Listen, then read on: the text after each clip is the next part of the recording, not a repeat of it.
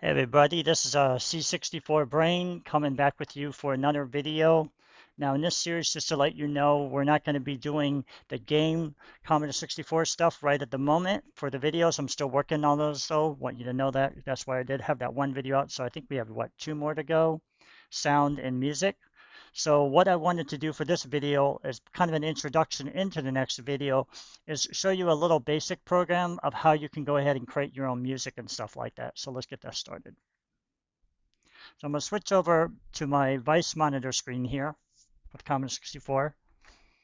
And currently I have my basic program up here already.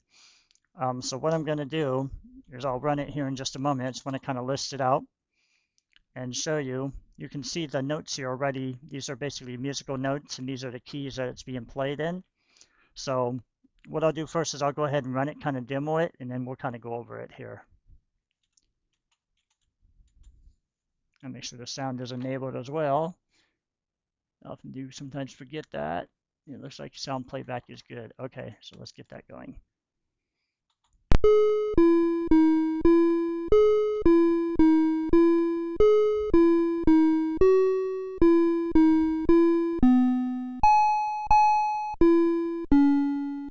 So if you guys ever watched if you came back in my generation, like I go back to the early 70s, and in 1978, as you saw here, there was a movie called The Incredible Hulk starring Lou Ferrigno and Bill Bixby playing David Banner. So this series ran from a good time, I think up to like 1982 or so for the last episodes where Hulk dies. So I wanted to kind of show you, this is just a song that was playing at the very end of those scenes. Whenever the Incredible Hulk show was over, you would see David Banner walking away into the next town, and the song is called The Lonely Man. And at that time, they would just play that song that you just heard. So I'll play it one more time, and then we'll kind of go over it.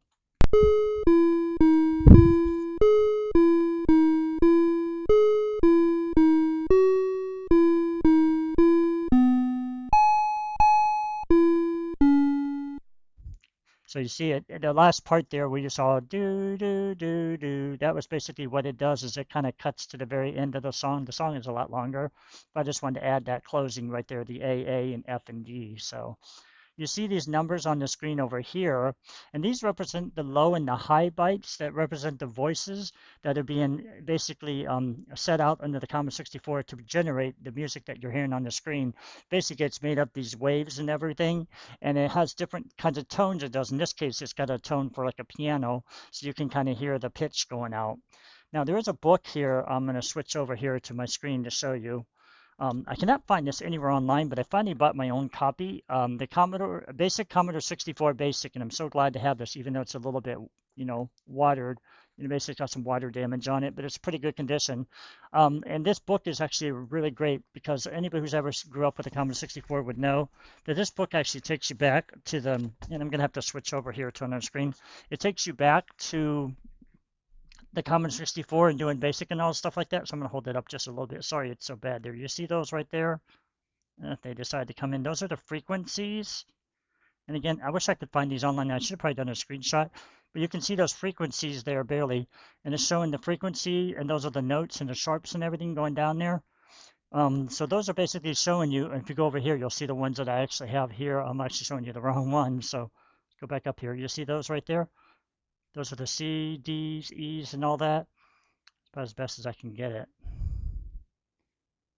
But anyways, so that's basically what that's doing is it's allowing you to create those notes that you're hearing on the screen.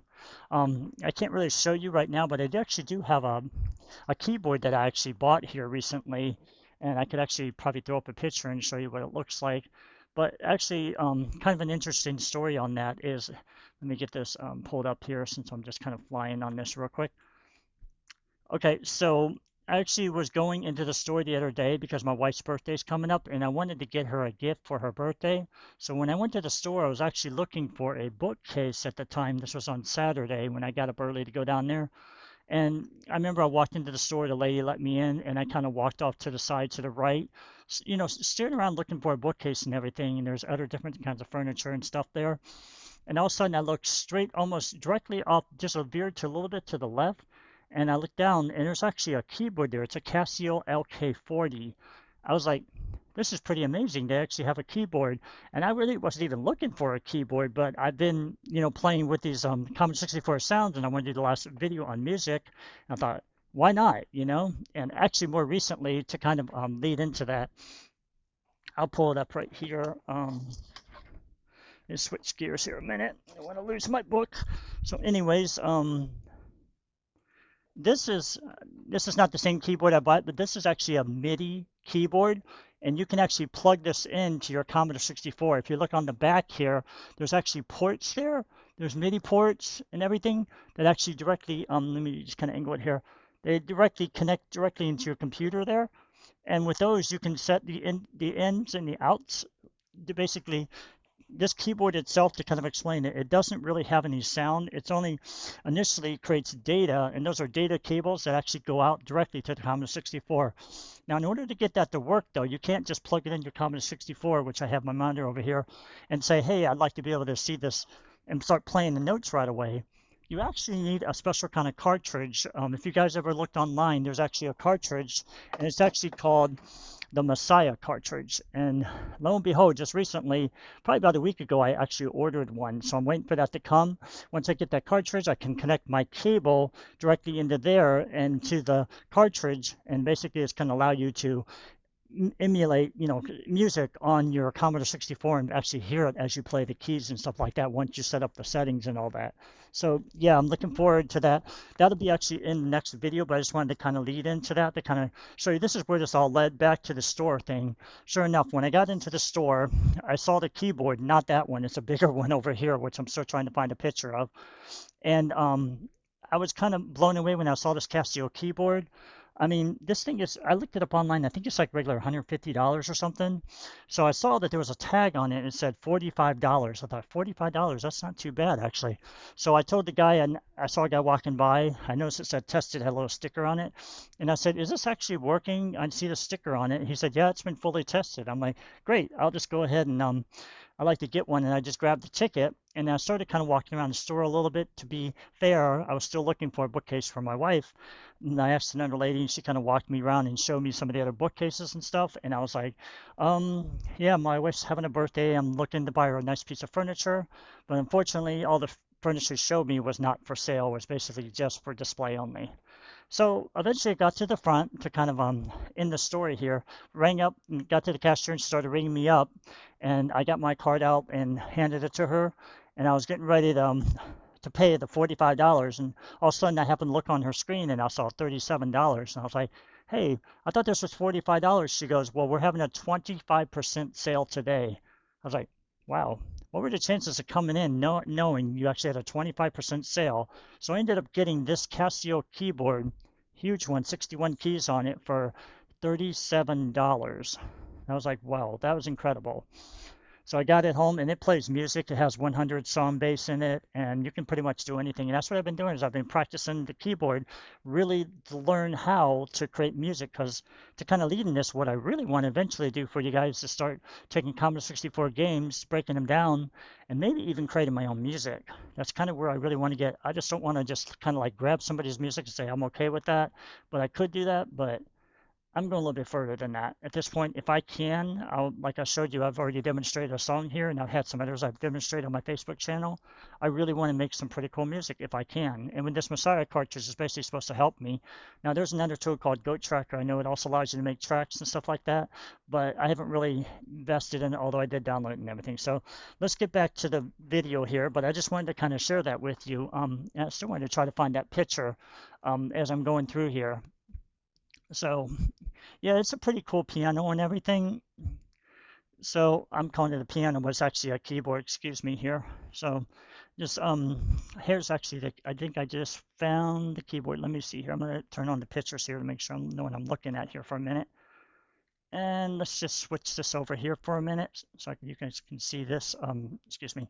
You can see this is actually the browser I'm looking at here. Let's see if the pictures is on here anywhere.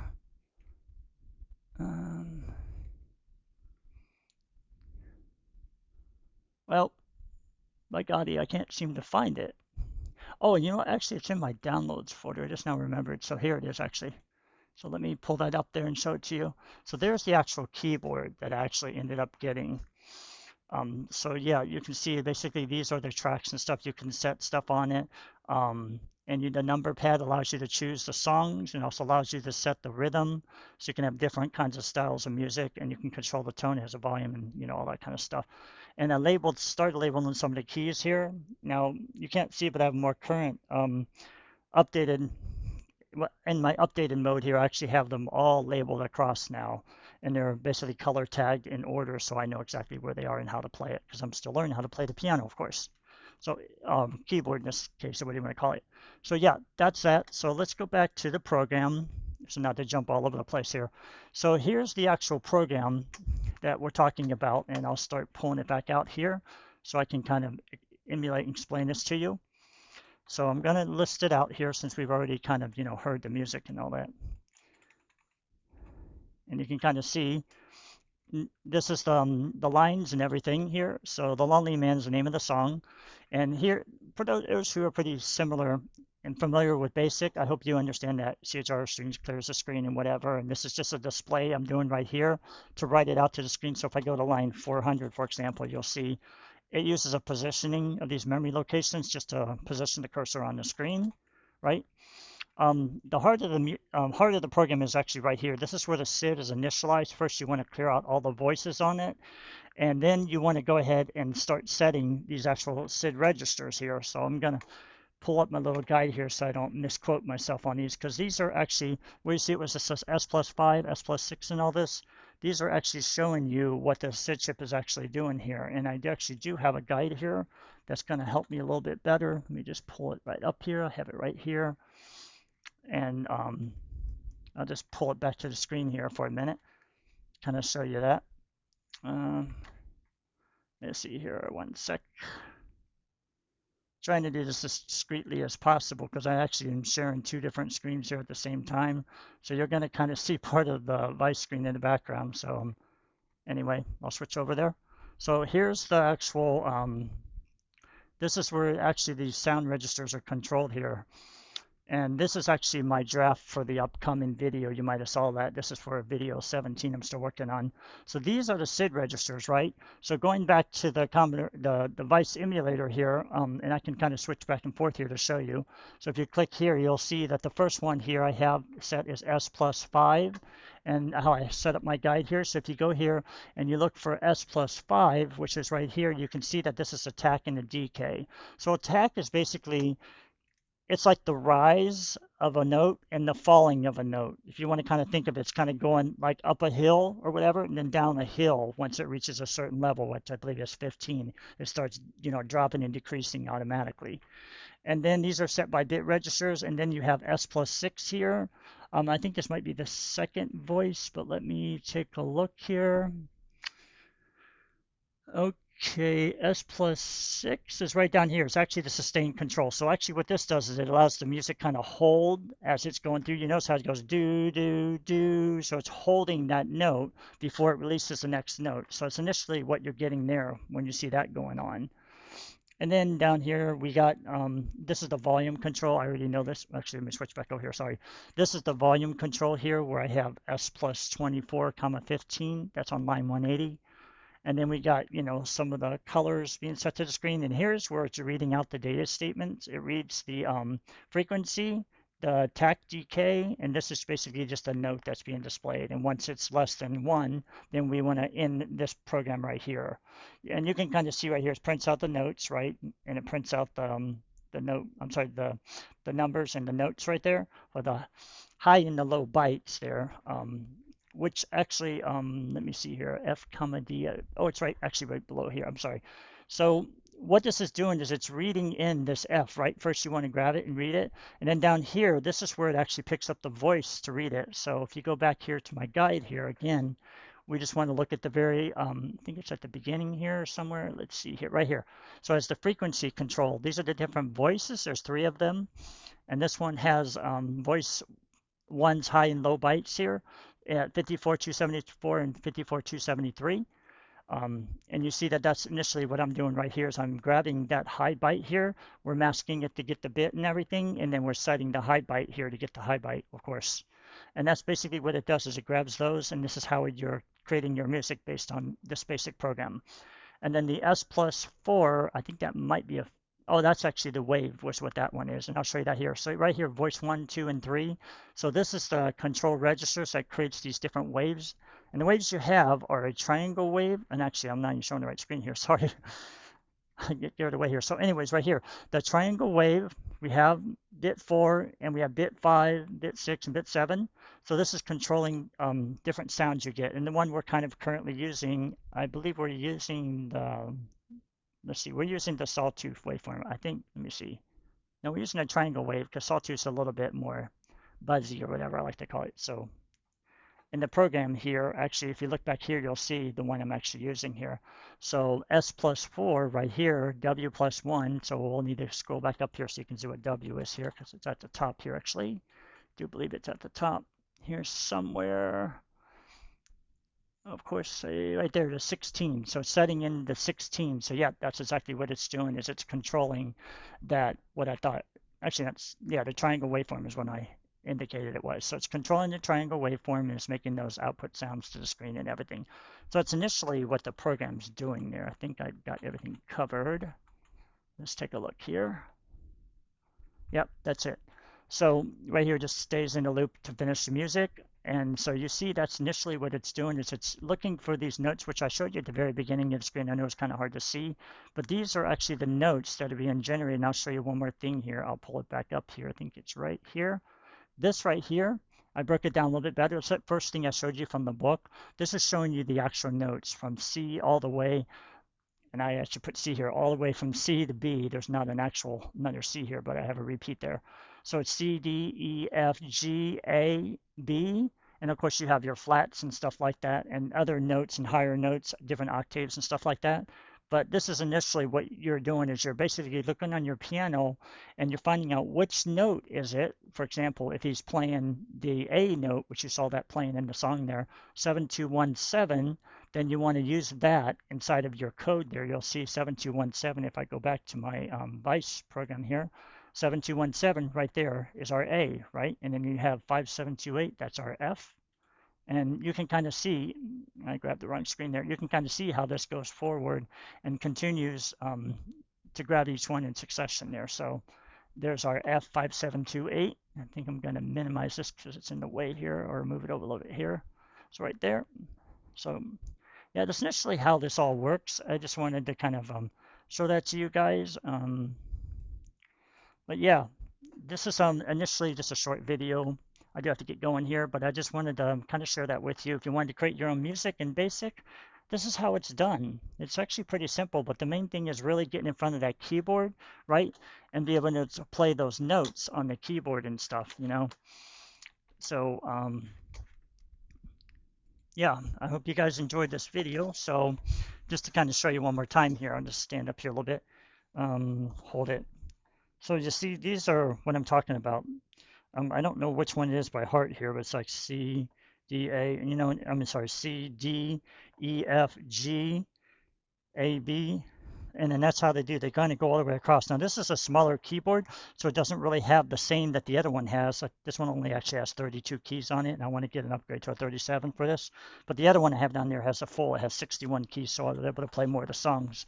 So yeah, guys, I hope you guys enjoyed this video. I just want to thank you for your subscriptions as always, and thank you for having me back and just trying to get the ball rolling to kind of see where we're going with all this. Like I said, I'm still working on these videos, so thank you guys for watching. I appreciate your subscriptions and everything, and just keep liking this channel.